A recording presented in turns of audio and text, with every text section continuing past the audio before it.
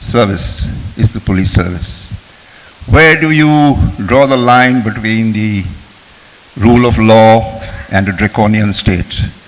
Where does mobocracy defeat, or where does democracy surrender to mobocracy? And who polices the policeman? These are elements that cover our civil society and the way we work. And I would now request Mr. Malaviya sir, if you would join us on the stage along with Avijit Nandi Majumdar.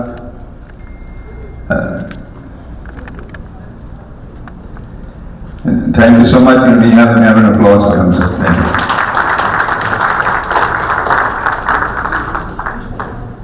Avijit, I shall now hand it over to you.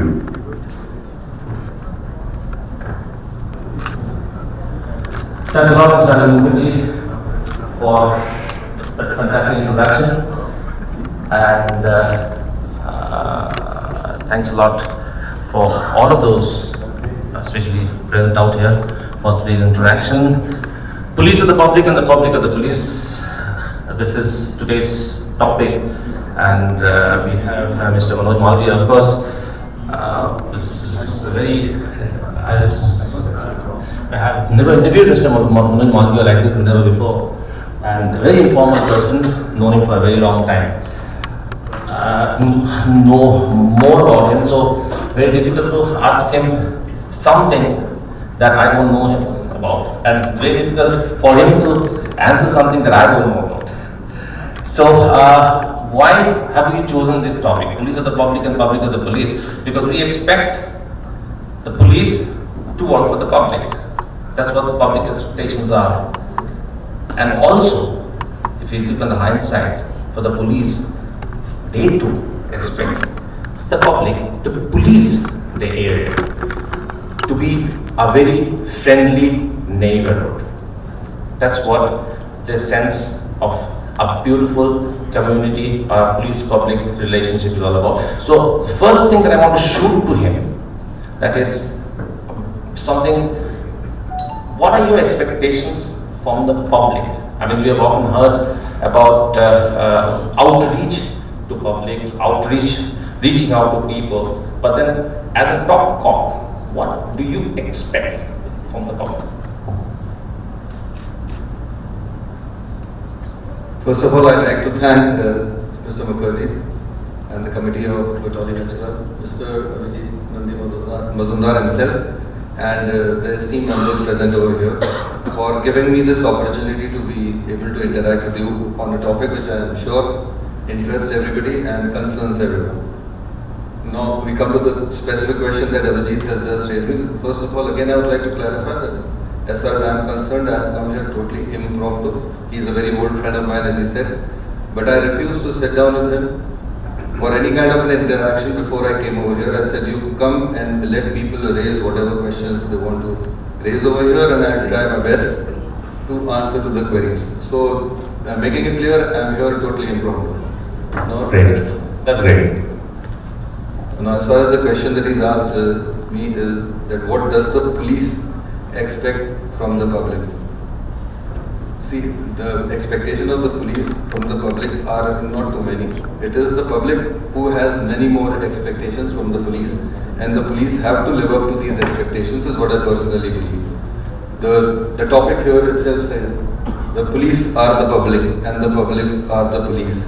So that is where you can get an answer to the question that you have raised, that the police are the public. So the police basically comprises of members of the public only.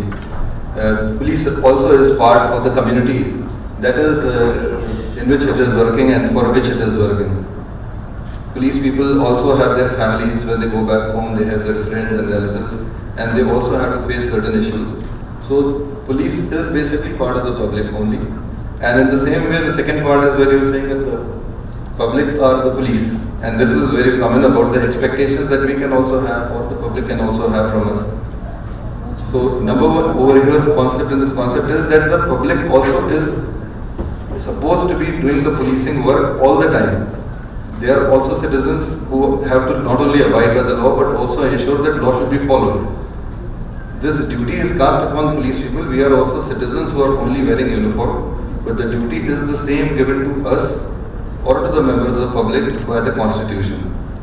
So there has to be an active participation of the public also in bringing matters to the attention of the police when and where it is required, and also an aspect which is not much spoken about, forgotten and not brought to your attention is that all the power and authority given to a police officer under the various laws that we have is also an authority given to the common citizen and the public. And this is something that we don't realize. Again, there are various reasons behind it, we can go into them later on. But if the policeman has a right to defend his life or somebody's life, and in exercising that right, the policeman can go ahead and even take someone's life, or in an exercise to save someone's property, the same authority by the law has been given in the law itself to each and every member of the public. Now this is something generally we are not aware about, but it is very much mentioned in the Indian Penal Code. In case you want to refer back, you can go and refer to sections which are known as general exceptions in the Indian Penal Code, where it is clearly stated that if you are a witness to a crime in which you feel that the person in front of you is going to even get a grievous injury, or if he is going to be killed, or you think that there is something going to happen which can result in the rape of a woman, you have been given a right under the Indian Penal Code to take the life of that person who is going to commit this crime. And this is considered to be self-defense. So self-defense also for the third party is allowed. So that is also where I say that public also has a role to play. It is not played very often. Once in a while it does come into play. Senior officers are there to ensure that such people are not taken to task. So the expectation of the police... But if I cut you in here, what you mentioned just now is that if we have, public has the right to defend themselves, that's what you said, right? Definitely. Each and every right that the police has under the Constitution and in the Act has been specifically also been provided to members of the public in certain areas, largely in, as I said, in general exceptions which have been provided for defending your body and for defending your property. So in case you should exercise that right. Other than that, as I said, it is also not only a right but also a duty to inform the police, and we get a lot of information from the police. I'm telling you with certainty that police doesn't operate in a vacuum. We get a lot of information from the members of the public, and that is where we put it to use, and we are able to achieve our results largely based on information and inputs provided by the public. So that is as I said, what we expect from the public is, yes, definitely to be cooperative, definitely to provide us with as much information as possible, and definitely to be critical, which also happens a lot of time. Because I'm not saying that the police systems are perfect in India, and criticism is what is definitely needed by us. And I myself receive a lot of criticism about police activities from my friends, family members and others, that these are the mistakes that your police people are making, and definitely at our senior level we try and address them and see that these kind of issues are resolved. Absolutely. So there's one big thing that you mentioned just now, that public has the right to defend themselves under the law. I think that's a major one. That's a very, very major information that is given out right now. And taking a cue from what you said, that you get a lot of information from the public, do you encourage people to come out and with information and relay them to the police? Do you encourage more police-public interaction on an information basis? See, this again is an exercise which is carried out individually by many officers at their own level. But yes, we do have units, especially called the LIUs, the Local Intelligence Units, which have been set up all over the state. They are in every village that you know of in the state. And the people who have been recruited to work for these LIUs are members of the public. They are not regular policemen, but they are members of the public who have been recruited by us. We pay them, and we are getting a lot of information because they are members of the public. They have other jobs and duties to perform. We also definitely involve them in getting information. So this is basically going down to the village level, from where using the methods of current technology like WhatsApp and all, we encourage them to send us information. And I can tell you again for sure, a lot of information reaches us. At times, yes, the information can be misleading. So we have again a system to cipher through the information and try and get the correct information to the extent possible. So yes, definitely the public is informed by engaging them. Absolutely. Now, moving on, as far as the criminals are concerned, I mean, we have heard about top cop, bad cop, good cop, and the criminals. So, what's your policy towards criminals? We follow a zero tolerance policy towards criminals. What's your take and what's your policy towards the criminals that are at large? See, again in the police we have a different way of looking at criminals as the normal public would see, because our exposure to crime and seeing crime and also the human psychology behind the commission of crime makes us take a slightly different approach that a normal person will take, that we don't really treat each and every criminal as a criminal. There is zero tolerance to crime, but I will not say that we have a zero tolerance towards a criminal. A criminal also is a human being. This is an aspect that we definitely look into. When a criminal becomes hardened, then we have to take certain special measures to ensure that the rowdy activities which are coming out of such criminals or any their acts, they are curtailed. But there are other categories of criminals who definitely need not only our sympathy but also the sympathy of the public. And most of the time the public is also very understanding when it comes to aspects like this. And we again work in a number of community programs that the police runs to help such criminals come back into the mainstream and again lead normal lives. So what you're saying is that you're classifying criminals. Some are very hardened criminals to which you follow a very zero tolerance policy, and some are criminals who you want to kind of bring them back into the main fold, isn't it? Something like that. As I said, some of the crimes committed by people, any crime committed makes a person a criminal. But there are certain categories of crime, like I would say, one of the areas you can look into is usage of drugs. A person who's caught for usage of drugs is a criminal, but he's also a victim. So now in which manner are you supposed to look at him is you decide over here in the field. By and large what we do is that people who are trying to run the cartel, who are trying to push the drugs, they are the ones we will treat as hardcore criminals.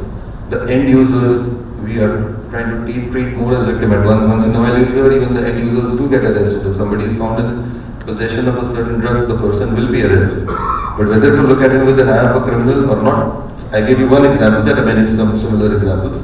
So we have a slightly different approach when you talk of crime and criminals and we look at people.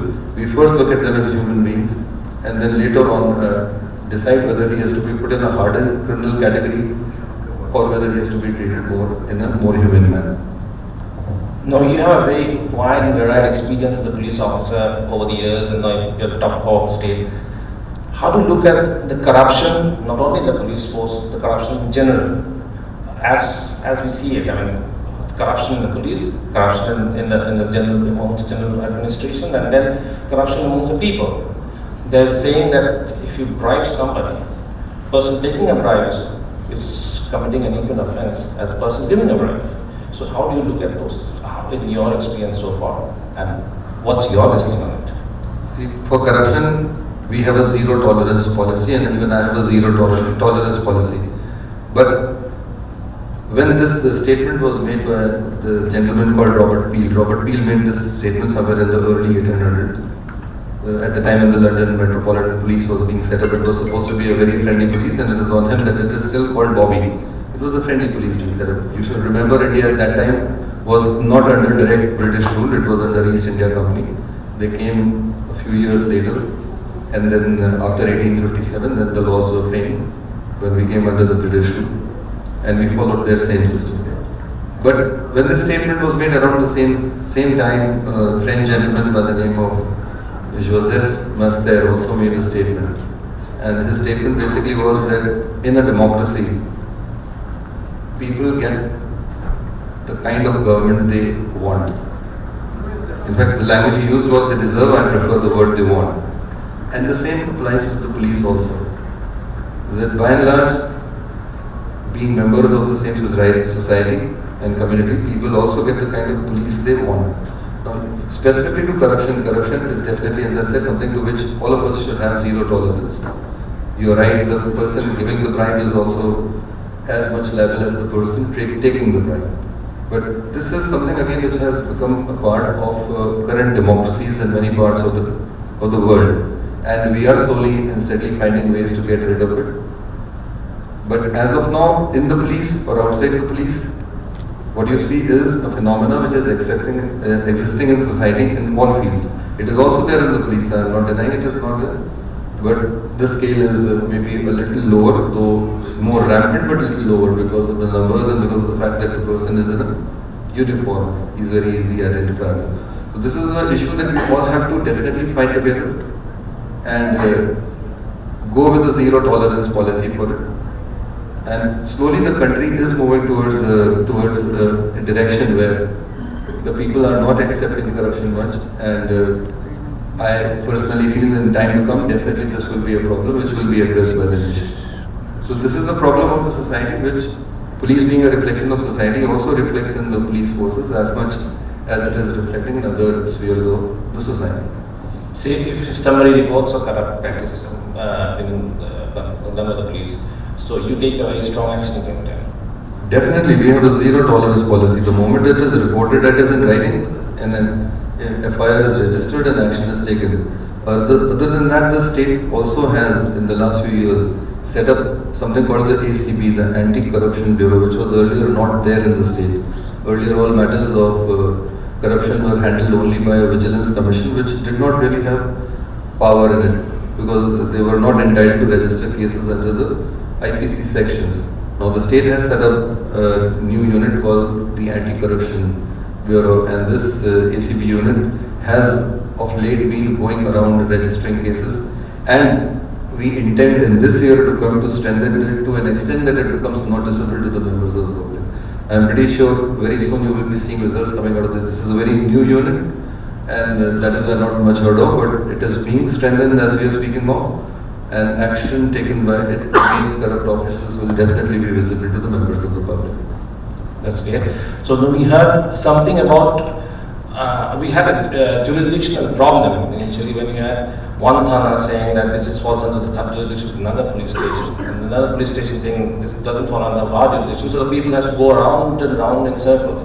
So now that jurisdiction problem has been taken care of. Can you just elaborate a bit on that, because not many people may not know about it?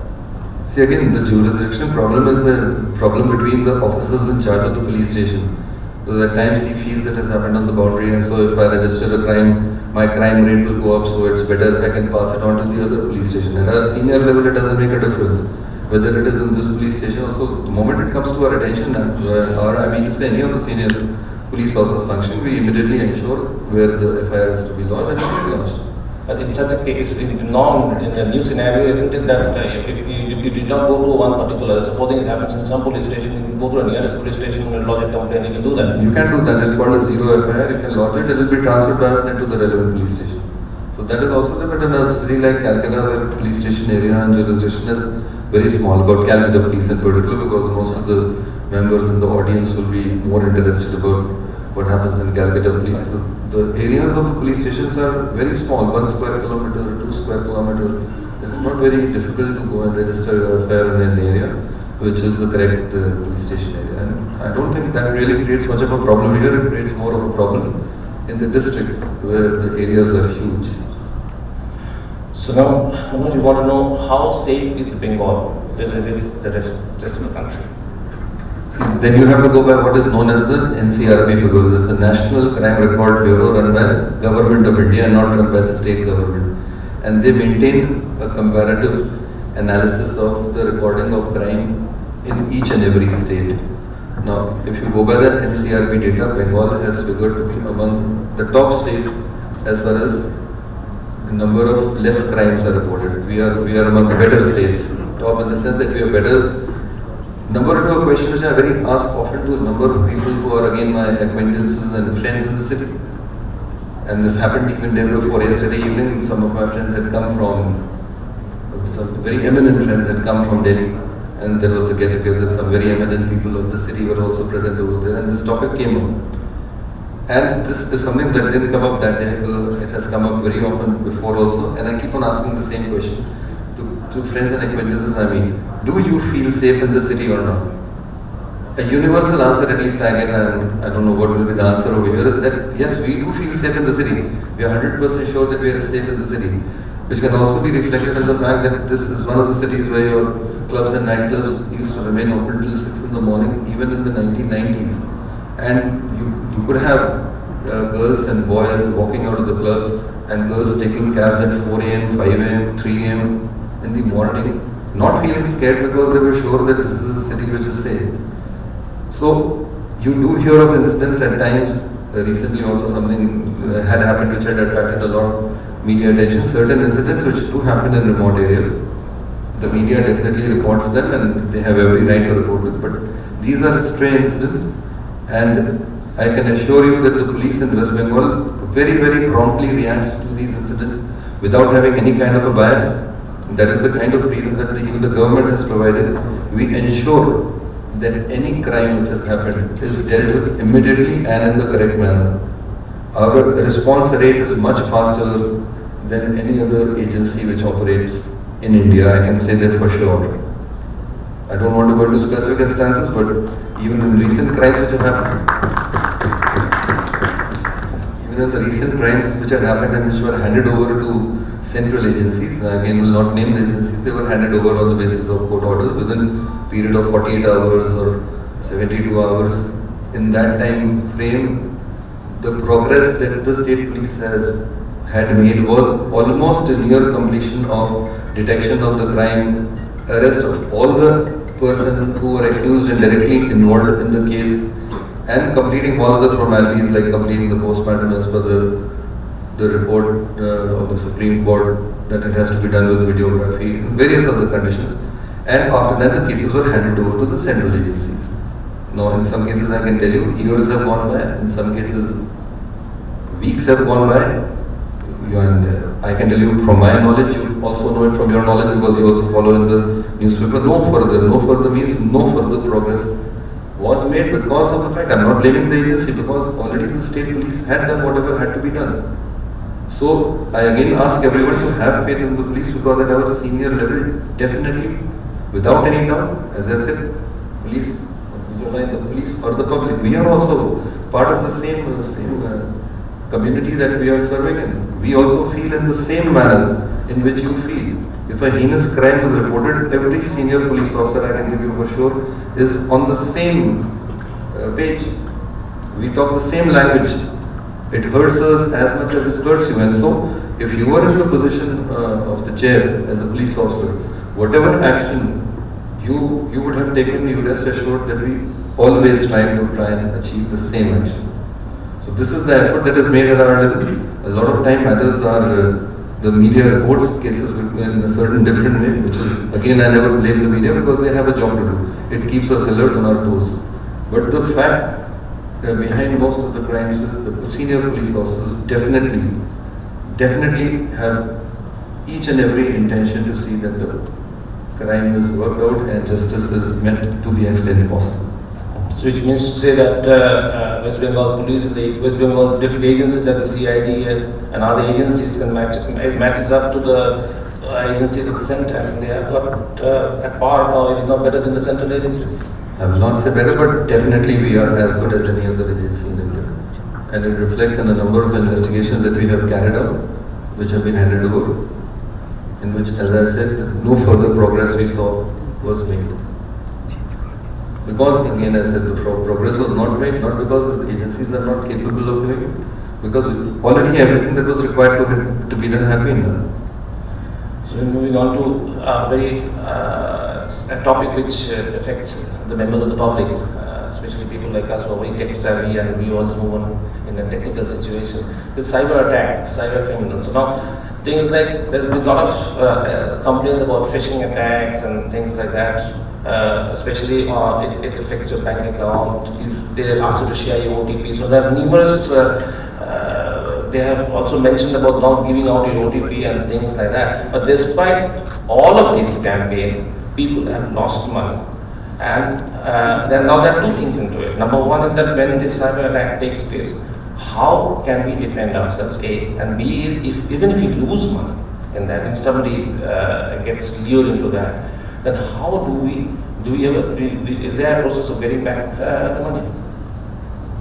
You see, this is again a very interesting area which interests, I think, everybody over here. Cyber crimes, these are the new crimes which have come. And yes, a lot of people are getting affected because of that. The police has been gearing up to respond to this. And in getting up to respond to this, we have been able to set up in the last 3 years in the 34 police districts. I'm not counting Calcutta Police, they have separate units.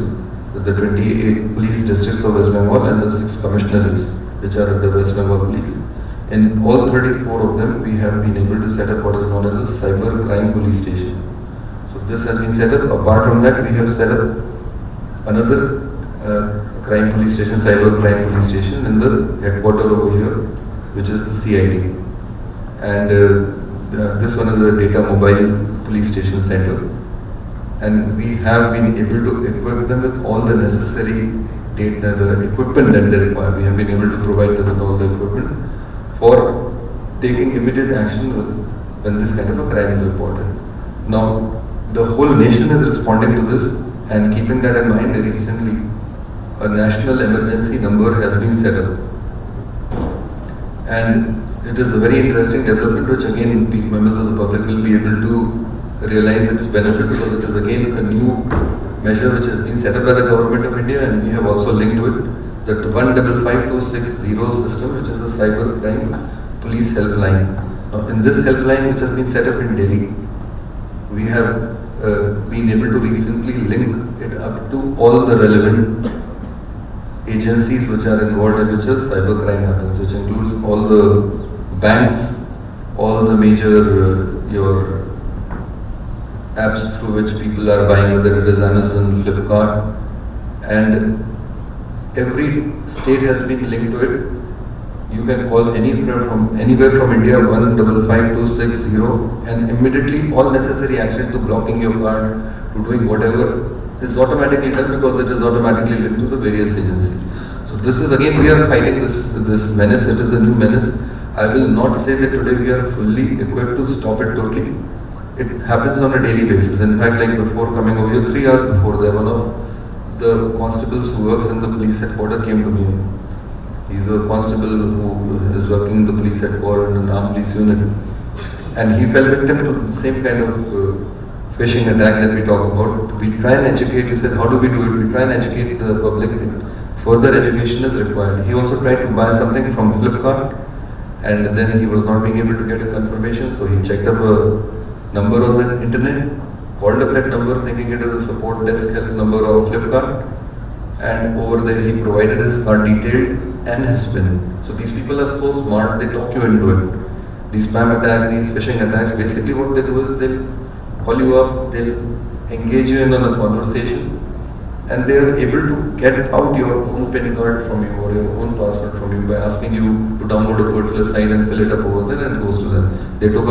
They tried to take out 1,30,000 from his saving. They were able to take out 70,000, and by meantime he had come running, and so immediately we used the 155260 system. We were able to block 60,000, which also otherwise would have been transacted, but it happened only because he came immediately. And yeah, when it comes to recovery, again, though the banks have been told that you must return when it is reported on time, but again, sadly it is not happening as of now in every case, but in some of the major cases we are able to see that the money is also returned to the concerned people, especially if it has gone out on a phishing attack through the banks. Okay, so there's the national helpline number, which is very important, which if somebody falls prey to this cyber crime, they can always call up the national helpline number, and then it goes. Can you just get out the number once more? It's 155260. We will be advertising. West Bengal has connected itself to this number sometime back. Last year this was started somewhere in October. We have already linked up to this number. First we linked up from a 10 to 6 basis. About a month back we made it a 24/7 helpline, and we majorly plan to advertise this. What was earlier 100 is also being changed to 112, which also is not, the public is not aware about it, but nationally 100 has now become 112. And we are also linking up 112 to this 155260. So if somebody calls only there is not aware about the number, he can be immediately directed to, the call can be diverted to this number. So we are also trying to get up, as I said, this is a new phenomenon. People fall prey. 112 being registered in Bengal? Yes, it has been registered. We have set up an emergency response system in Bhavani Bhavan. It's a massive center that we have recently come up with, worth visiting, and over there we are receiving hundreds and thousands of calls on a daily basis, which we are trying to run, and we are sending up ERSSs in every district as we are talking. So 112 is something that we are planning to take more effective. It is on the line of what is there in the United States of America. We are trying to copy their system. So if somebody falls into a problem, they can call up 112. 112. 112 is going to be not the police number, the national police number. All of it is And already. 1002 exists? 100, we are also continuing right now till such time that people are fully aware about it, because if we remove 100, that may not be very productive. So right now if somebody calls 100, that also goes to 112. So 112 is the center now, where all these calls are coming. Absolutely. And secondly, in the social media circuit, a lot of people are lured into different kind of, your photographs are more often put up in the social media circuit, and then all sorts of things happen in the social media. So we have heard about sites being pulled down, sites being monitored. So what is the status right when somebody falls prey to such kind of activity, some kind of such kind of blackmailing technique? So what does one go and how to take it forward?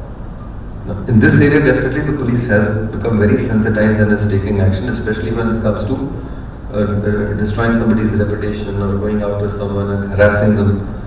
And definitely when it comes to the attention of the police, we are being able to track down all such people who use social media networks to harass. In fact, last week only, we had the entire team of Meta from Bombay and all over India. And Meta is what handles now Facebook, Instagram, and WhatsApp. They had gone down and they had an interaction with me personally, then with the CID team, and next day with the Calcutta police team for the entire day. And this is one of the special reasons that we have taken their help, that when people fall victim to their reputation being attacked using these social medias, we want a very prompt action, and they have been very, very promising, very, very helpful. In fact, we have one of the coordinators from the team present over here also as we are sitting, who helped us coordinate with the Facebook team, Mr. Neil Roy. He's present over here. So, and now we also intend to bring in the remaining social media network teams and have a similar kind of a meeting with them in the coming week, which includes Twitter and other areas that have been left out. So we are now in a position to be able to track down the perpetrators of such kind through social media and through such platforms in which a person thinks he is hiding and he cannot be tracked. So social media, if the members of the public fall prey to such kind of activity, where does one go? How do you register a complaint? Do you go to a local police station, or do you go to a cyber agency, or can you do it on the internet? And can you file a complaint online? See, normally people go to their local police station only, because unless and until they're living in a city. If you are from a district, then maybe the cyber police station is about an hour away, so you don't have to go to the cyber police station. The complaint is received at the police station, and the police station immediately transfers it to the district cyber police station, because they are equipped with handling this kind of an issue. But I am assuring you that in my personal knowledge, I have come across hundreds of such instances, my personal knowledge, and each and every one of them we were able to track down and bring to justice. Moving on from cyber to moving on to another area which bothers again members of the public, is the traffic situation. So, traffic situation. The traffic situation has been cause of concern, and a lot of research has gone into it, various parts. So, firstly, how do you see traffic situation from your point of view in Bengal, in Kolkata and Bengal? Again, you're on a very topic which is of matter of great concern to us, and again from what I see, because I also travel a lot all over India. Now, there was a time when people used to say that Calcutta traffic is one of the worst, and they used to say that this city is also, people who say, there have been comments from luminaires who would call it a dying city, you know. Things have improved a lot, and in fact, and I'm sure members of this prestigious institution who are present over here also travel all over India. You go to Bombay, you go to Bangalore, you go to Hyderabad, you go even to Delhi. At least my personal feeling is that traffic in Calcutta moves far better than any of these cities. we have evolved a traffic police system in Calcutta, which is very, very good. This was a system which was set up right in the beginning when traffic was not a matter of concern. At the time of independence, the number of vehicles on our roads were very few. And the infrastructure that was left to us as a legacy by the British was not geared up to what a modern infrastructure should be, which you see in any country. If you go to Europe, you go to any of the nearby nations also, their infrastructure was built for a different purpose. Ours was only built, the railway lines, to take the material from the entire nook and corner of the city to the ports. So the transport infrastructure in India was not very good at the time of our independence. The number of vehicles was also very low. And because attention perhaps was not paid properly at that time to urban development and planning, the roadsides were encroached upon by people, and because of the democratic right of people and the concern for human beings' lives and their property, it came to a position where widening of roads had become near impossible. In the meanwhile, the traffic has increased many, many folds. Now again, we are reacting to that. In Bengal, there were hardly, other than Calcutta Police, which was very strongly equipped, the percentage of police personnel in Calcutta for traffic is one of the highest anywhere in India, beats any other city flat. If you go to Delhi, which is the capital, you'll never see a traffic policeman on any corner. Here in Calcutta, you will find a traffic policeman on every corner, you will find traffic sergeants. We have perfected ways of one-way traffic systems, which again you will not see in any other city. And I would not say that there are traffic jams in Calcutta. At times there can be a little delay for other reasons, but traffic jams are not to be seen, which you will come across in other cities. So Calcutta has done a great job. As far as the rest of the state is concerned, from having less than 50 traffic guards, in the last 2 years itself, we have been able to raise another 200 sanctioned and some unsanctioned traffic guards, and the number is now about 253 traffic guards that we have. We have been able to recruit a lot of people directly for traffic purpose, and so the percentage of traffic policemen in West Bengal has risen from 1% to close to 9% of the entire force. In terms of sheer number, it has risen from about 500 to 5,500 traffic policemen who are regular policemen. Plus, a new initiative which was taken by this government a few years back was to take people as civil volunteers, which is again part of community policing. Police being the public, public being the police. Civic volunteers were taken, and we have about 15,000 civic volunteers who assist these traffic, the 5,500 policemen, only for traffic duty. At the same time, there are infrastructural problems which do create a problem in some areas. We are studying those problems. We have a regular meeting. There are 2-3 bottleneck points in West Bengal which need to be attended to, not only by just deployment of police people, but also by making infrastructural changes over there. Like Dankani is there, nearby Satragachi is there, the T point where the road meets is there. Between Surya and Rampurhat there is, we have now a proper traffic unit which is studying these problems, how to remove the infrastructural delays, and to see that police people in traffic uniform are posted in sufficient number at all these places to ease out the traffic restrictions. So we are paying a lot of attention to it. I will not say that we have been able to fully achieve our target, but I am sure that in time to come we will be able to provide a much better traffic management system than what was earlier existing and what is there today. The traffic fines have gone up immensely, and but do you have that kind of infrastructure? Because when you say you cross the stop line, for stop line violation you have certain kind of fines.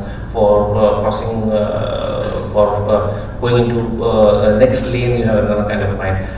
Of two-wheelers, three persons on two-wheelers, you have a certain kind of fine. So do we have the infrastructure to implement those fines, or do you have, because most areas we don't see any stop lines? See, fines when they're raised are raised by the government as a matter of policy. And earlier the fines were very, very abysmally low. Now, if for violating, a study which was done about 3-4 years back by our Union Transport Minister, Mr. Nitin Gadkari, which is available on internet, any one of you can see. That study itself says that more than 75% of the driving licenses in India are fake. In that study they found. The penalty for owning a fake driving license is rupees 100 as per the MV Act. Now how does it deter a person from then obtaining himself a fake driving license if this is the kind of fine? So he himself argued and recently has been able to get it amended. The fine has been raised, the punishment has been raised. 1 month imprisonment or 100 rupees fine. Who will care? So fines and punishment, they have definitely been redefined recently by increasing the amounts in both of them, and similarly an effort has been made by various governments also to raise the fines so that we don't want to be all the time punishing. We want people to be law-abiding themselves. So by increasing the fine, the onus is again on the citizen, which could even be me tomorrow. In fact, I have also had to face traffic fines in Delhi, where when I go at times I'm not in a police vehicle and I'm in my own personal, and I have to pay them. There's no way out. And yes, definitely you have systems now. Slowly the technology is taking over. Modern technology is taking over. And it is helping us in many fields, including in the area of traffic, by installation of these CCTVs from which we are getting a recording of violations, which are quite accurate. It's like the third umpire decision in cricket, that now you cannot deny that you committed this violation and for which the fine has to be paid. That's a very dangerous revelation. 75% of the driving license are fake. That means people behind the wheels are novice drivers and accidents can happen any time. So that is why the now drive has been carried out to curb this menace also, but still it is there. It's not deniable, it is there. So we have to come up with now biometrics in your driving licenses, which is what the government has now indicated. So that I think will help reduce this menace. No, one area is like we all believe a city bustling with life, or should all bustling and bubbling with life, should also have a good nightlife. So when you have a nightlife, when you have the discos and the pubs all in operation, so you also have people taking a couple of pegs and driving. I mean, you don't always have a driver driving you back from your bar or your pub back home. So in such a case, you have a situation of drunken driving, which I will not confess I have ever got, but people having a peg can also put into a limit of drunken driving. So how do you respond to that? Because there is a general feeling that if you take a couple of pegs and drive and you are in your senses and you are doing well, then you might as well, I mean, there's a very thin, very straight thin line on that. See, when you are drunk, whether you can drive or not is very difficult for me to comment because I am a teetotaler. So I don't know when you drink whether you can drive or not. But at the same time, see, you are putting somebody else's life at risk, and that is the reason why this is a deterrent measure which we definitely encourage that you should not drive when you are drunk. If you go abroad to any of your friends and relatives, you will find that people over there also, when they go out for a party or when they go out to a club and they drive their own car, but in the night if they are walking out and they feel that they are drunk, nobody drives their own car back, they leave the car over there, take a cab and return. So I personally feel like yes, you definitely should not drive in case the alcohol has a certain influence on you. And if the cops catch you on the drunken driving, I don't see why anyone should have a problem with that. But I was wondering if you can up the limit a bit because you definitely if you get a beer and you drive off. That seems to be more of your personal concern. I don't think so from the members of the public. No, and bringing to that, the situation is how safe are we in Kolkata? If you get into the nightlife, if you get stretched beyond midnight, we had a couple of incidents, but okay, we can say it was a stray incident because it happened a couple of times in the last 2-3 years. But as of now, how safe do you think Bengal and Kolkata is? The nightlife of Bengal? I think I spoke on this right in the beginning that you should ask the members of the public whether they feel safe in the city or not. Most of the people I know, they all said we feel very safe in the city. Even during the night you feel so? Even during the night. Do you have the cops patrolling in the night? Yes, definitely you have cops patrolling in the night. You move out very often, I assume so in the night you will find cops out on the prominent areas, especially when clubbing is allowed up to a certain hour. We also definitely ensure that police pickets are placed at vital points over there, because the presence of a policeman makes a lot of difference. Give you an example, like, let's say, this is again coming from an experience that I saw. I was sitting on the beach in Goa with some of my friends who are present over here. So there was a group of 4 or 5 boys, seemed to have come from somewhere, sitting and were indulging in some kind of activities. They were trying to smoke up something, and they were trying to pass comments on girls who were going by. And then suddenly we saw one lone policeman, a constable in uniform with the lathi in his hand, strolling slowly by the beach. It's coming. The moment he became visible, this whole group of boys, they were talking to the police, and that man slowly strolled by. It took about 15 minutes, and for 15 minutes these people were very well disciplined by nothing that the cop had done. So the presence of police itself is definitely something which prevents a person from even thinking of committing a small minor crime or an offense like this. So that is the reason we do keep police people posted at various points, and they are available in the night when clubs and all are getting over, especially on like such nights, Saturday nights and other nights. We definitely, and in fact on every night, you will see that nakas have been placed, and the presence of the police is the idea to prevent this kind of an incident. Absolutely. On that note, I'll throw it open to the public, but with a couple of just brief note on that. Please do not ask any political questions. A B is please identify yourself, and you are free to ask any question that you want. So I see a hand coming. I can hardly see anybody, but I can see a hand right there. Can somebody put in the mic to the gentleman, please? Can somebody take the mic to the gentleman, please? I would like to thank the Director General of Police for having his second time. Sanjeev Mukherjee, member of the club and a private citizen. We thank you, sir, for having taken time off. But I regret to say that the comments I have to make will be less than congratulatory on the basis of my personal experiences over the last 4 months. Therefore, I take that thing with a bit of cynicism. Number one, I have a factory, and there have been a spate of thefts in recent times. We were asked to increase the number of CCTVs. Dutifully, we did that, and finally got a picture of the thief. We gave it to the police. The thefts continued. We tried to lodge an FIR, which was not received or accepted by the local thana. Maybe very low standing of West Bengal in terms of crime is also related to the fact that thanas do not accept complaints. Number 2, road safety. I drove down from Jamshedpur today. Dhruv, can you just cut it short on that? Where is your factory? And although this is a one-off case, There are certain sensitive issues here rather not. but then he won't be able to figure that out. I'd rather discuss it in private. It will not glorify the police, but the rest of it, what I have to say is. I drove down from Jamshedpur today, and I found the roads. You actually have driving tests on the highways with the wiggle bottles. You also have them on the cities. Now, they're a dangerous addition to high-speed highways, and I fail to understand their purpose. Number 3, I had to apply for an arms license renewal. That was in November 7.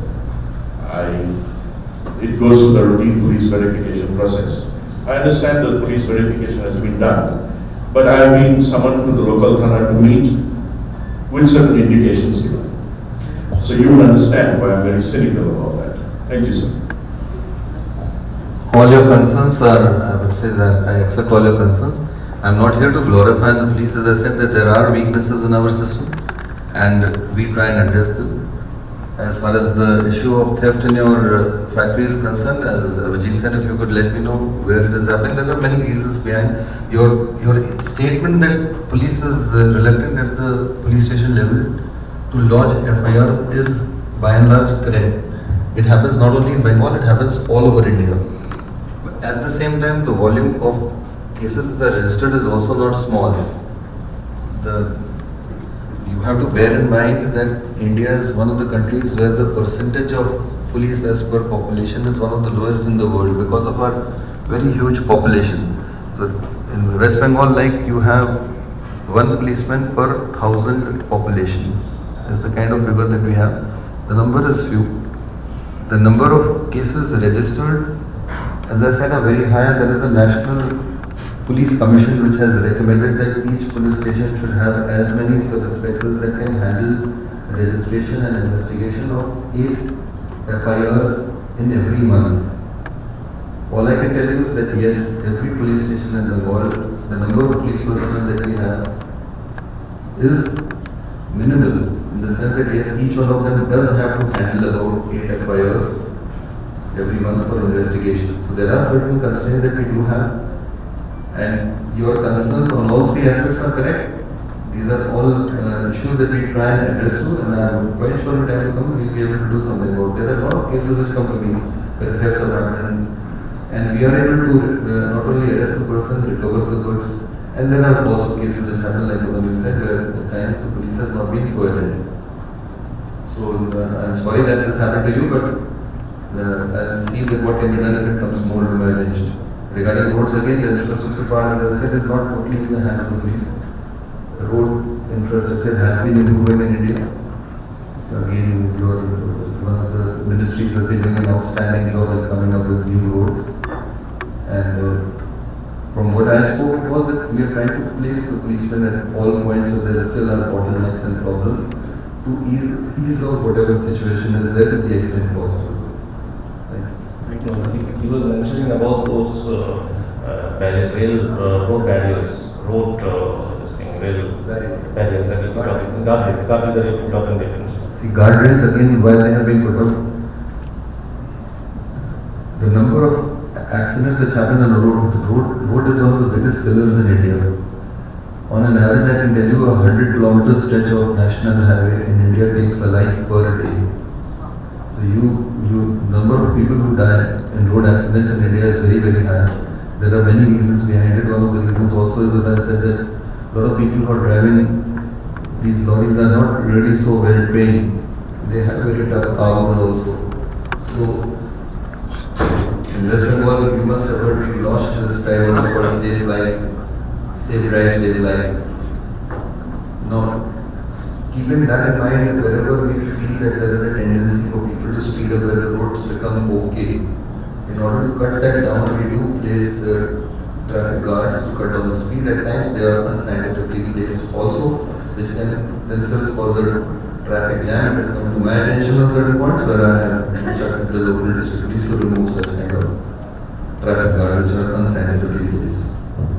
Thank you very much. Anybody else ask me a question? But I just have a request. Please do not ask single specific questions because it's very difficult if I am facing a problem in a particular police station. It's very difficult to answer. So somebody. I have the mic. Yeah. Hello. Good evening. My name is Vishwajit Shendukto. I walked in late. I don't know whether you have answered this already. You mentioned that the presence of police acts as a deterrent. That's true. But what about cyber crime? I would like to know how you are handling it because there are many senior citizens out here because we don't get to see the physical presence of the policeman there. Is it something happens when something has happened that you step in, or are there safeguard measures around it? Yeah. He's already. Vishwajit has already answered that. We have spoken a lot about cyber crimes. What I suggested, there are some others who I'll take it up separately. Yeah, so once the session is over, we'll take it up with you on that as well. We'll have the mic. I'll speak it up. First of all, I want to congratulate you as the top office bearer of the police in the state about safety in West Bengal. I completely agree that as a state we've done excellently, and it's one of the few areas, quite frankly, where West Bengal is doing well. As far as the state is concerned, I have a question not relating to traffic or people, but relating to elephants. Related to? Elephants. Elephants. West Bengal has 2% of the population of elephants in the country and 20% of the deaths. A lot of the deaths are because of deliberate electrocution by farmers, many of whom are on illegally occupied land, and they electrocute the elephants because they lose paddy to the elephants. Now, the reason I'm asking you this question, sir, is that the forest department is put in front as the department that should be taking care of this. Whereas in our simple-minded view, it's a crime, it's a murder, and the police should be the ones who should be leading the charge. And yet this doesn't happen. We find over and over again across the state that the forest department is the one that is made to carry the burden of investigating and taking penal action rather than the police. So I'd like your comments on that. This is a topic which can go into discussion in itself. How to save our planet and how to save our animals, and even the elephants are becoming an endangered species. This is something more typical what happens in North Bengal. All I can tell you is that you are correct that this is basically a problem to be addressed by the forest department, and they definitely need the police support in order to address to this menace. There is a clear instruction from us and especially from me, especially for North Bengal, to take care of not only elephants but various other aspects over there which affect the environment and the human beings as a race. So even felling of trees and various other issues which happen in North Bengal, the forest department is being provided with full support and full help by the police department. We keep on holding meetings with them and keep on asking them whether they need our help. So that is what you're saying is correct. It does happen. Even over there, herds of elephants move around at times that they're crossing a railway track and the train hits them, which is just an accident. But deaths happen because of that also, which is also very sad. So we are in the police definitely there to help the forest department. But this issue, as I said, can take a full session of arguments and discussions between us. So is there a law against the farmer that you say that they are being deliberately electrocuted? Is there a law which can which we can find? There is an act of animal cruelty in which if somebody does report, action can be taken. Normally the complaint has to be brought to us through the forest department, but it can also directly be given. There are various agencies in India which are working to that. Ms. Manoj Gandhi has been very active for not only elephants but even for stray dogs and various other animals. She was of late involved about camel trade which was happening across our border. And camel is also an endangered species. We went out of the way to help her agency and we were able to bring an end to this menace which was happening in districts like Malda and Uttar Dinajpur. And she has been very appreciative of the fact that West Bengal police has been able to bring this menace to a near stop. But also she is apprehensive that if we are not careful again in time, it might happen. So let's see, it's a catch and mouse game. Yeah.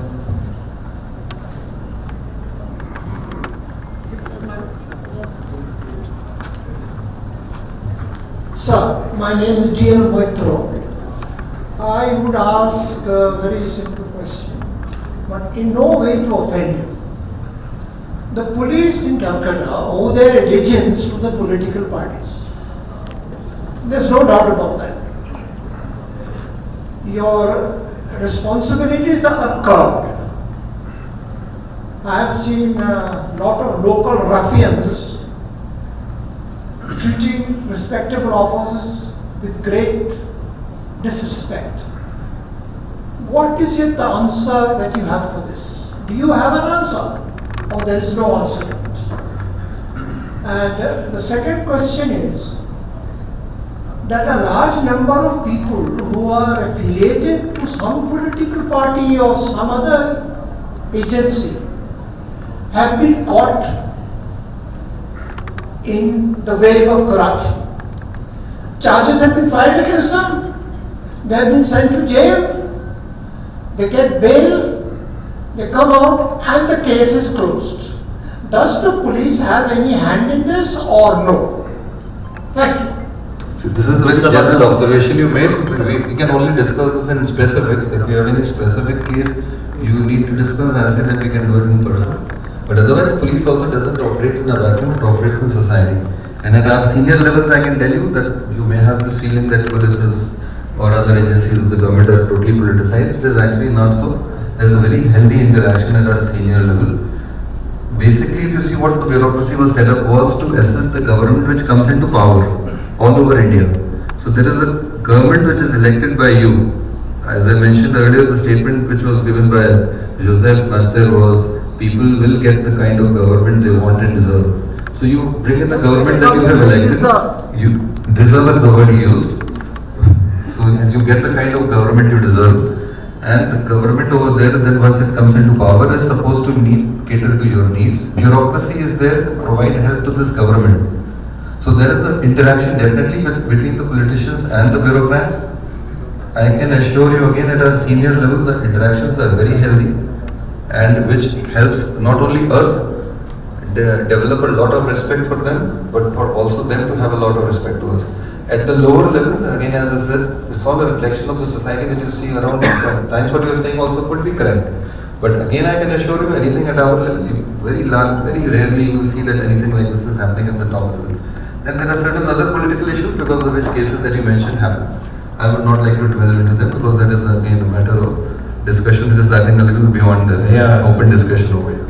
Absolutely. There's a question here. Please, thank you for your valuable time.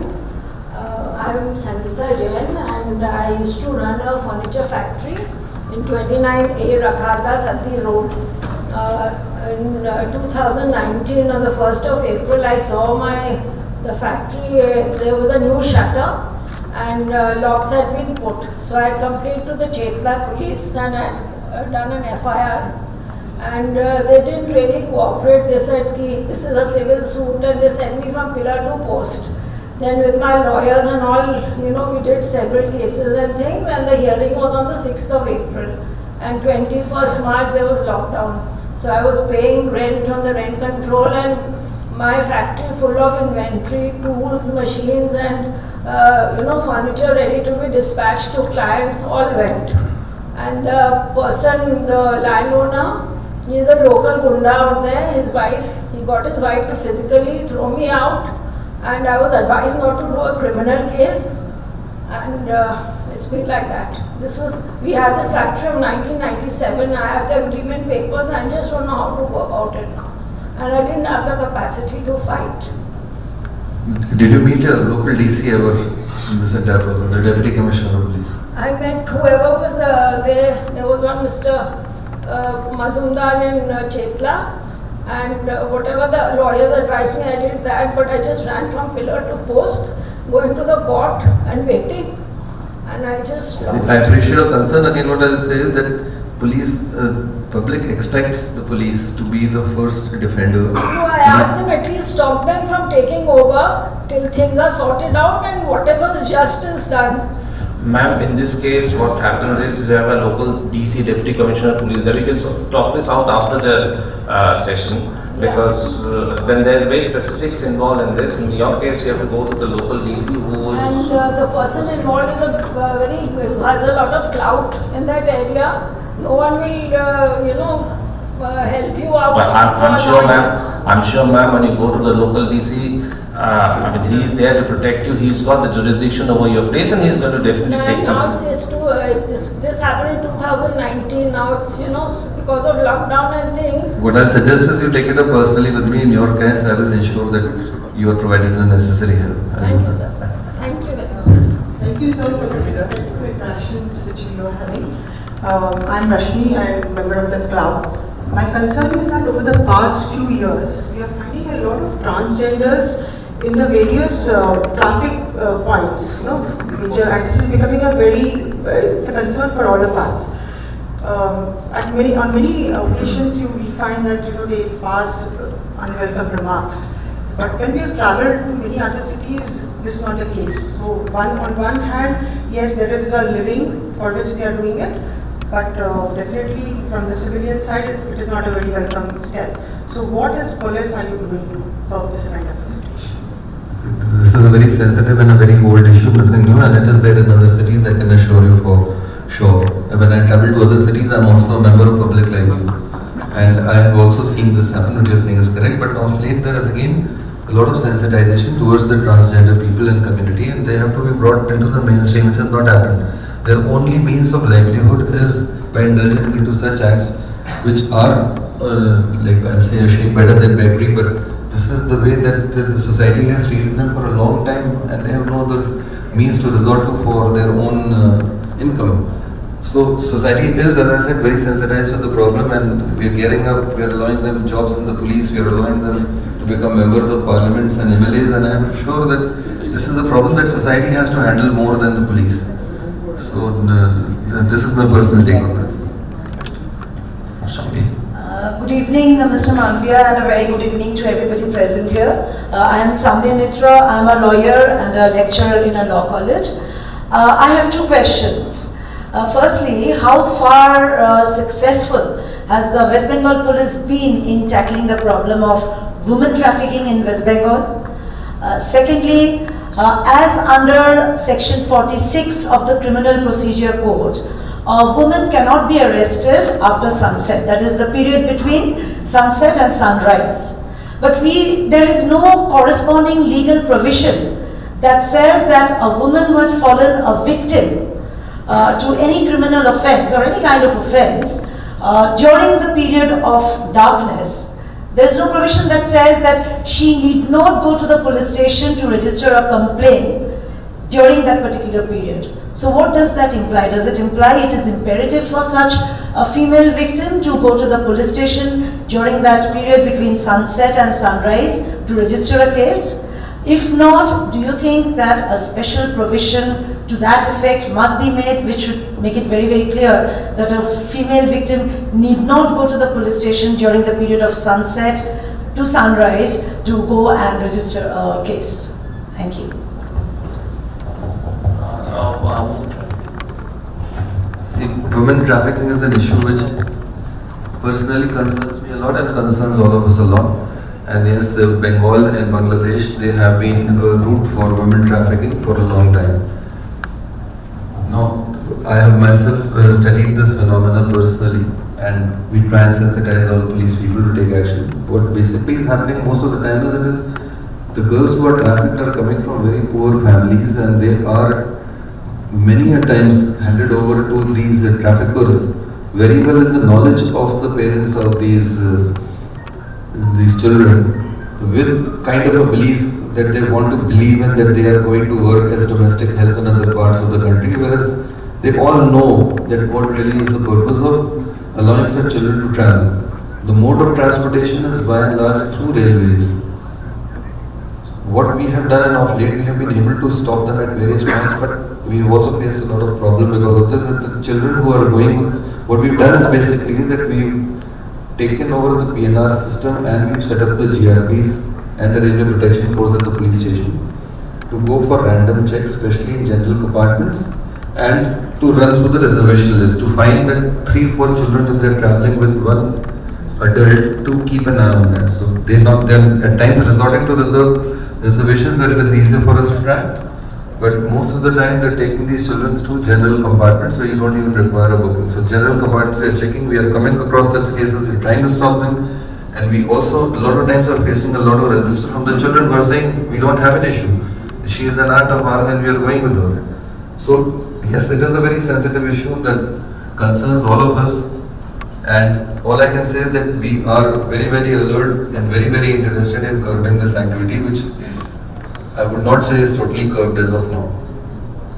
That is the first issue. Second issue that you raised is section 46 of the CRPC does say that you will not go to arrest a woman in the evening hours when the sun is down and the sun comes up. And by and large we stick to that routine.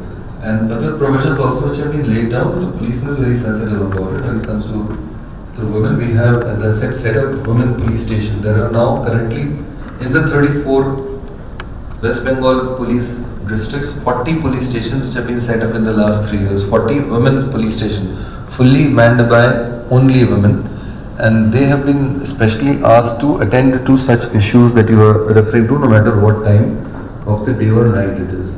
But there are also certain issues and problems which arise, which we handle them individually as they come.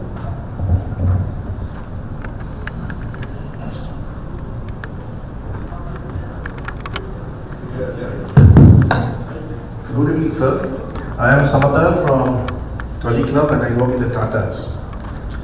Two quick questions is that in police force, do you have any system of learning from the best practices worldwide?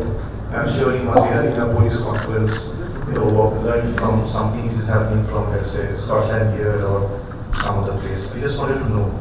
Number two is, in Tatas, we also have a system of recruiting LGBTQ. And it is there in many of the countries, many of the police force. This question came up that this creates nuisance in some of the street crossings. I'm sure the Calcutta Police Force has done a wonderful job in recruiting women, equal opportunity employer. I think you must be also thinking in this line. Thank you. So both are fairly easy to answer. First is yes, there are training programs throughout our record and service training programs. We definitely do specifically look into best practices from all over the world. And we are trying to adapt. And at times, I can tell you that the Indian police is almost on par in bringing in the technology when it is approved and brought about in the rest part of the world. Today, the world is very well connected, so if somebody comes up with the technology in the United States of America and it is effective, which is almost brought to our attention within the period of time, you can say about 1 or 2 months, and we try and adapt to that. So, that is the first question. And regarding the LGBT community, yes, recently an order has been passed with the government saying that they can even be recruited for police jobs. So it has recently been passed now they can join the police force as members of the rebel force. Good evening. My name is my name is Narendra Gulati. I am a member of the club.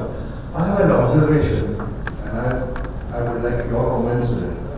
When one is abroad and I see a mobbing coming, one feels very secure. He can go to bed for it.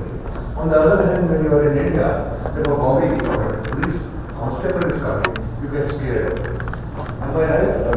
If only if you have a criminal intent of mind, you should be scared of seeing a policeman. Otherwise, I should be afraid of seeing a cop. Anybody else? I told you about those boys. They were planning to buy some illegal stuff and use it. They were scared the moment they saw cop. Other people felt very safe when he walked by. Mamta Bhargav, ma'am, wanted to ask a question.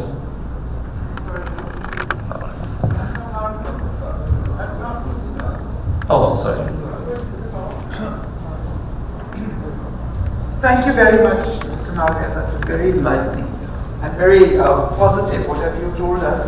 I just want to ask you, does the police force... Ma'am, can you just identify yourself, please? My name is Narayani Nag. I'm a permanent guest in this club. My husband's a member. Police force in India, all over India, the ones that we see, the visible ones, don't you have a basic level of physical fitness? They all look very, very rotund and pot-bellied and don't inspire very much confidence in the average citizen.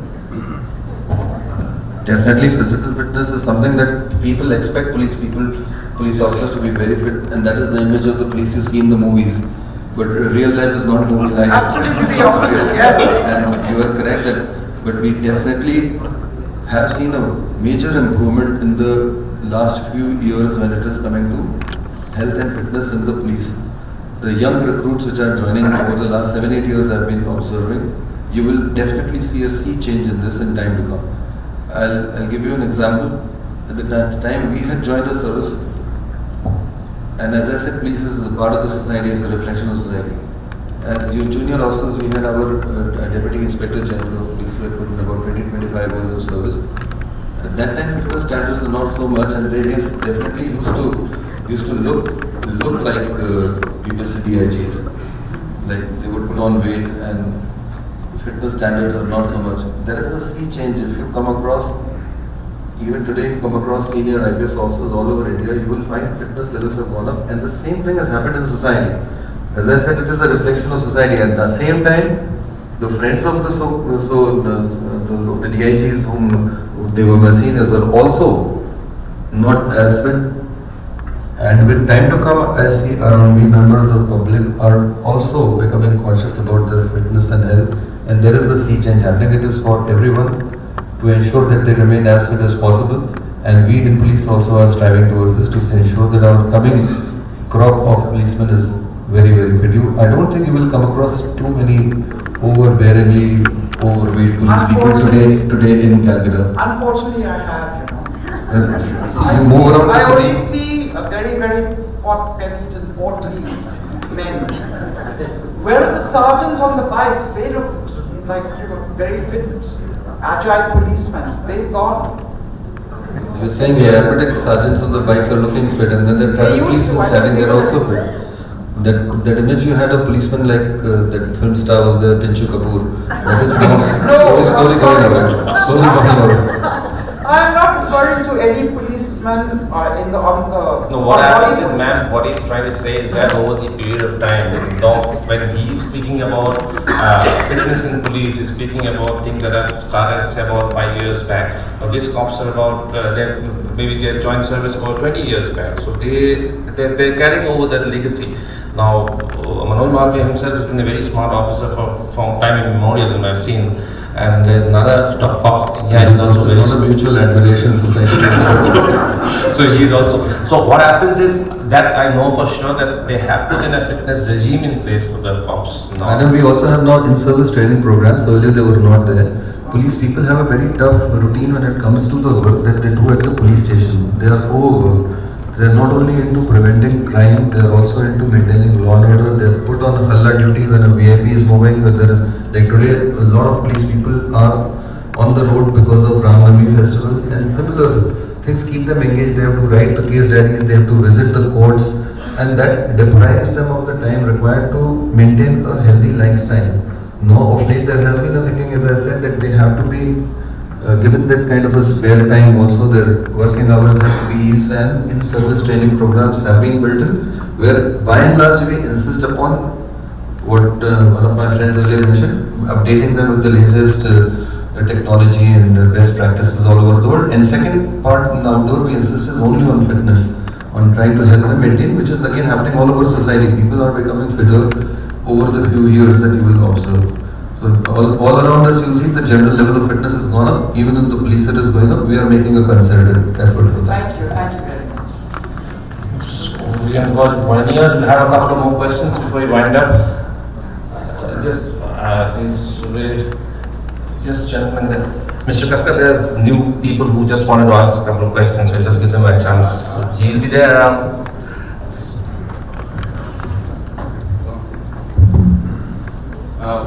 My name is B.J. Mukherjee. I'm a member of this club. I'm asking a question which may not be totally relevant to police, but may have an implication. The Thakuria lakes, I go for a walk. Previously the timings were very less. Right now timings have increased slightly, but it is nowhere close to what was the timing before the pandemic. Now, after pandemic, everything has opened out. So why would the Thakuria lakes or any other place not open out fully? Is there any police recommendation about it? That's why I wanted to know. I know it's not directly command of the police, but is there any police recommendation? The timings are set up by the KMC, but this matter has also come to my attention from some other parks where people were going for walks. I have personally taken up this issue with the Commissioner of KMC about a week back. And we'll restore, I am sure that he is agreed, he will restore the timings back to what they were originally. So people can go for morning and evening walks. Thank you. Say one last, yeah. Man there. This concern is correct. I mean, that has been pointed to me by many other people. Good evening. My name is Kosturi Raha. I have a certain question to Mr. Malaviya. When the transgenders, they come into the house in a huge gang, and if a little child is born, they come into the house and they literally attack the householders. They don't listen to the security guards. They just push their way in. It has happened recently in our home when they just saw some the clothes of the kids hanging, They thought newborn babies were in the house, and they wouldn't listen to the guards, and they just came in, walked in, washed themselves.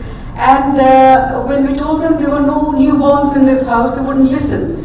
So in that case, where do we go? Do we go to the local thana? They won't listen to us and the demands are so high. I understand they need some financial help, but the demands are just too much. So what do we do in that case? That is my question. So Thank you. You correct. This has at times come directly to my attention through some people that I have known. When it comes to our attention and comes to any other perhaps senior officers, police attention, we definitely immediately send the police. Where they cross the limit, the police definitely interferes and drives them. When the police arrive, they run away. But yes, it is a menace. It happens once in a while. It's a problem society has been facing for some time. The best recourse I'll say is definitely inform the police station, inform them that they are now crossing the limit and trespassing the house and doing something like this. Mobs are going dry, but still you see two very senior friends of ours sitting in the audience who have been raising their hands for a long time. I'll just ask Alka to...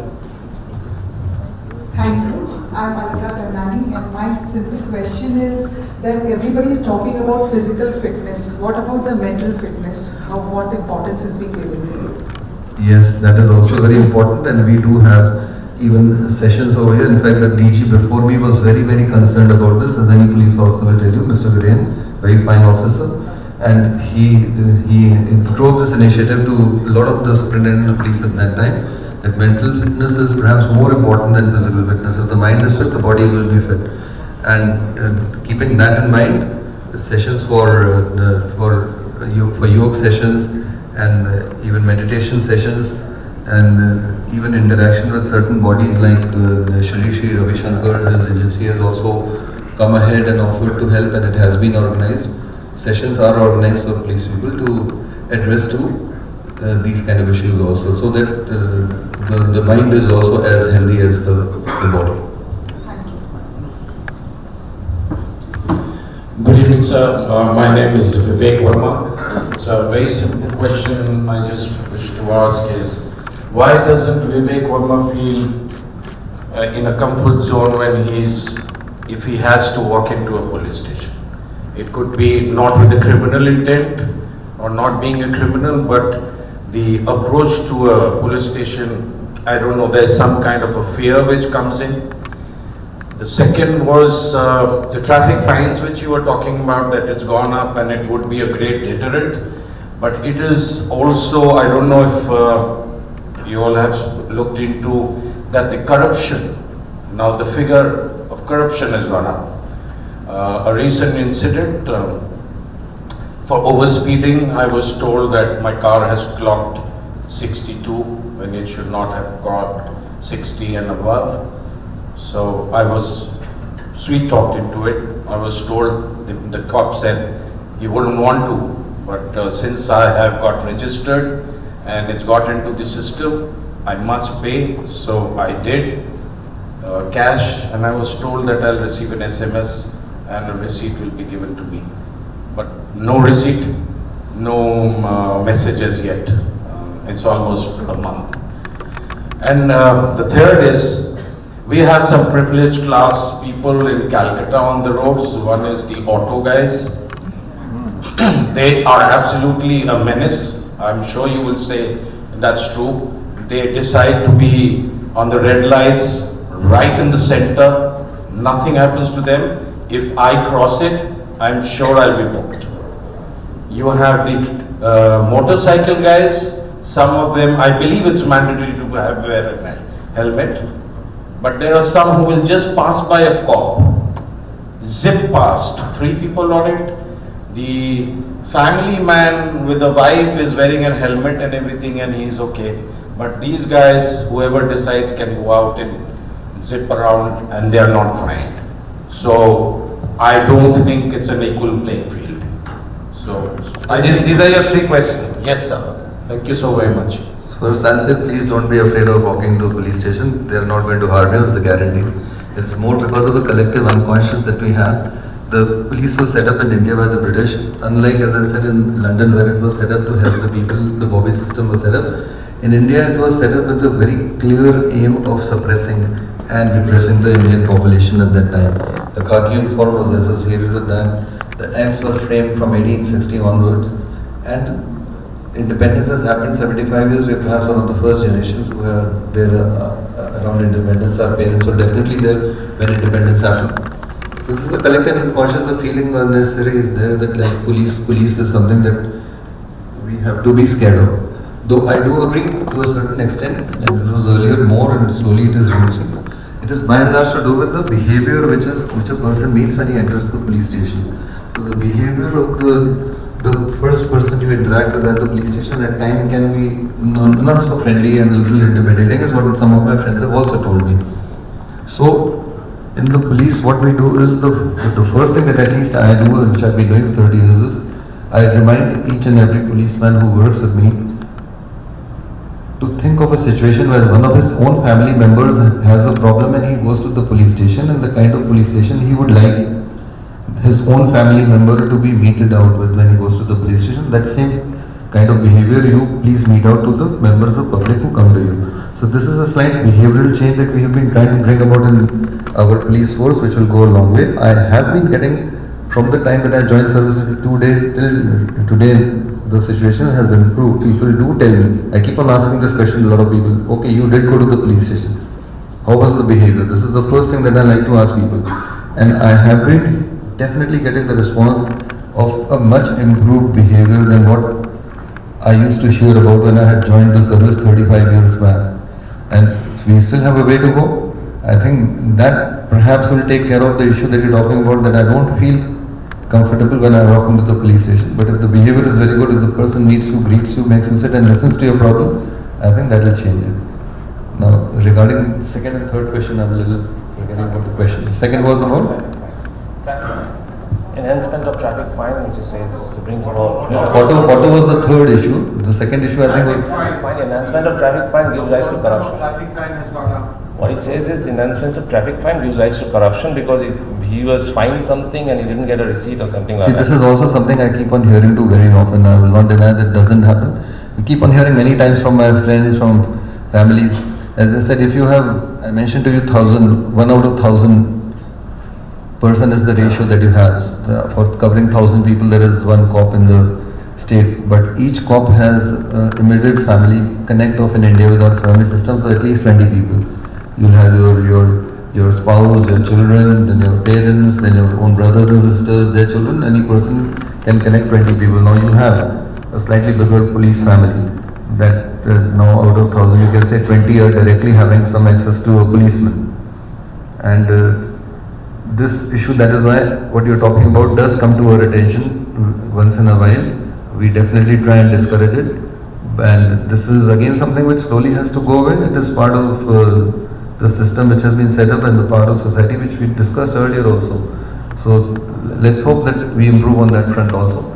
Last one, the auto thing. Auto thing is that is also something we keep on hearing too in much harsher terms than what you placed over here. So I am aware of what you're trying to point out. And yes, we also look at that. Again, when it comes to helmets, if you see, I mean, like wearing a helmet or not wearing a helmet doesn't really cause any kind of a traffic problem to us. It is, we are doing again as part of community policing, that it is a matter of serious concern about the life of the person himself who's sitting on a two-wheeler without a helmet, because scientific data has shown to us a two-wheeler person, if he gets into an accident, the reason for fatality is injury to the head.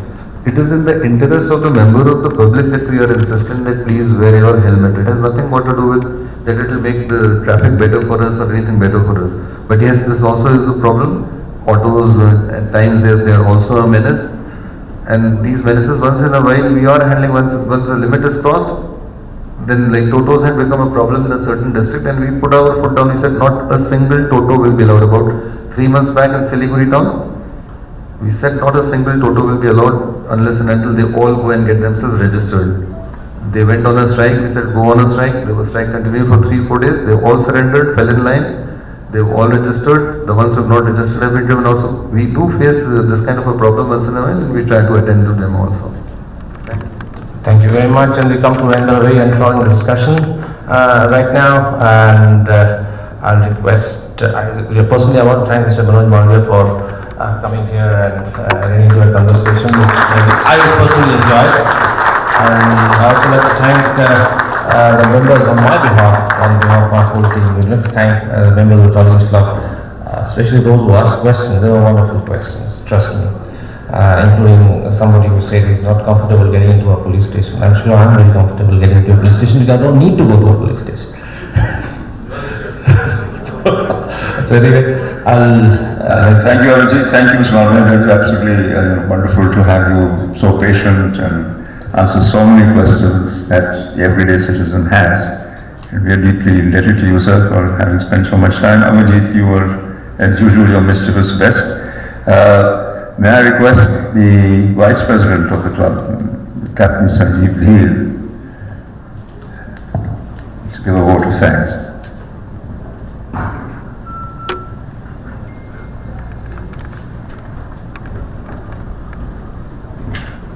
Good evening, ladies and gentlemen. This has been a fascinating and stimulating session addressing key and critical issues that impact all of us in our daily lives. On the onset, I would like to thank Mr. Malaviya once again to be with us this evening and share his perspective in so many issues. Thank you, sir. We are deeply indebted. Thank you, Avijit, for being the driving force, initiating and organizing this wonderful evening. And last but not the least, thank you, ladies and gentlemen, for being here and being so participative in the discussion. Thank you and have a good evening. Thanks, Sanjeev. I request our President, Mr. Joydeep Gupta, to come up.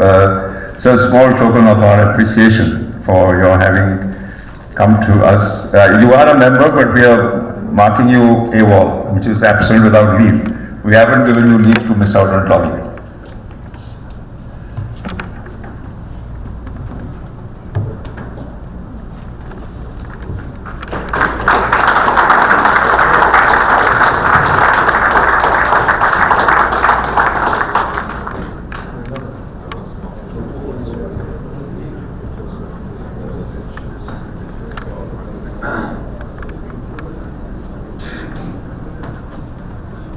And also, Avijit, thank you for being a moving force. We could not have seen Mr. Malaviya if you had. Not, as I said, you made his life miserable to get in here, but we are indebted to you too.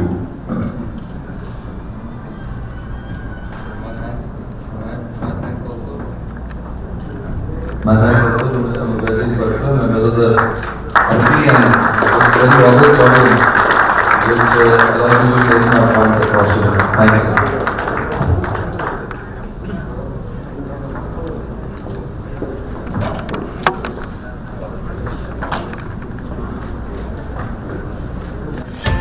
Please don't forget to subscribe our channel and also click the bell icon to get the latest updates.